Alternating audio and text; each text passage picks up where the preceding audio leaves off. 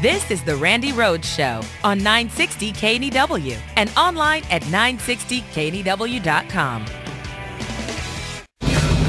Hello, America. We are the National Rifle Association, and we're here with our new partners and friends, the Democratic People's Republic of North Korea and the Islamic Republic of Iran. Oh, I know you may not associate us with each other, but we have one important thing in common. We're all full-blown, certifiably bat-crap crazy. And now we found a cause that unites us all under the umbrella of insanity. Opposing a United Nations treaty to put a stop to genocide and war crimes by cracking down on deadly weapons used to slaughter innocent people. You see, my two friends here are big fans of genocide and war crimes, and we at the NRA are big fans of deadly weapons used to slaughter innocent people. So while our agendas aren't what you would call identical, we're smart enough to recognize our common interests. Right, fellas? Okay. I'm sure that meant something. They say death to America. We at the NRA say death in America. I call that common ground.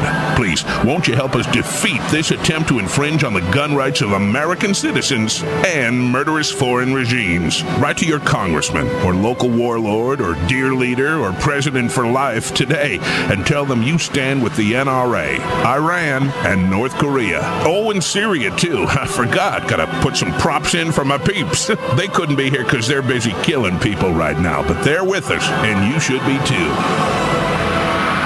Please don't kill me.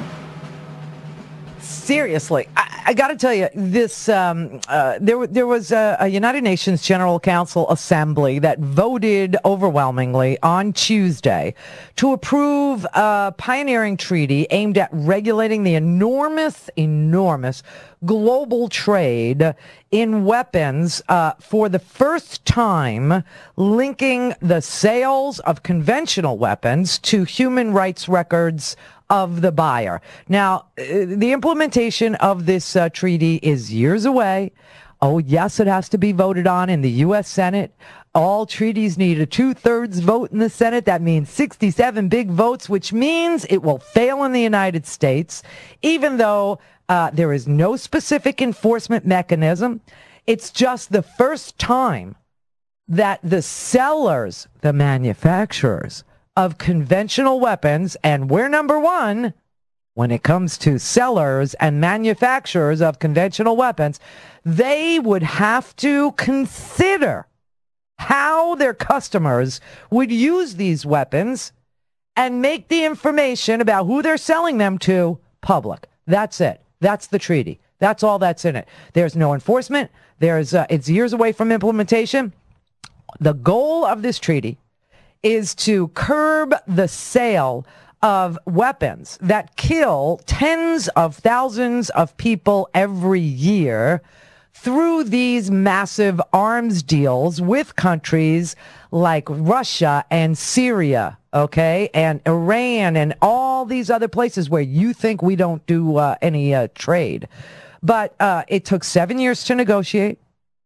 7 years. It's called the Arms Trade Treaty. It was approved by the General Assembly of the United Nations 154-3. The United States voted with the majority. Who were the three that voted against it? Iran, North Korea, and Syria. The three biggest pariah states you could think of. And the National Rifle Association is now lobbying the U.S. Senate Republicans and telling them that they oppose this treaty that the entire world, with the exception of Iran, North Korea, and Syria, are for because it infringes on Second Amendment rights in the U.S. and undermines United States sovereignty? No. Here's the real reason. It's because of economics.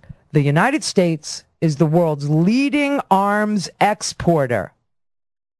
Got that? And gun dealers, their lobby is the NRA. And they don't want to report any weapons exports because they know that their weapons that they're exporting do end up in the hands of warlords and terrorist organizations and mass murderers like, dictators of Sierra Leone, that kind of crap. And they don't want to report who they're selling to.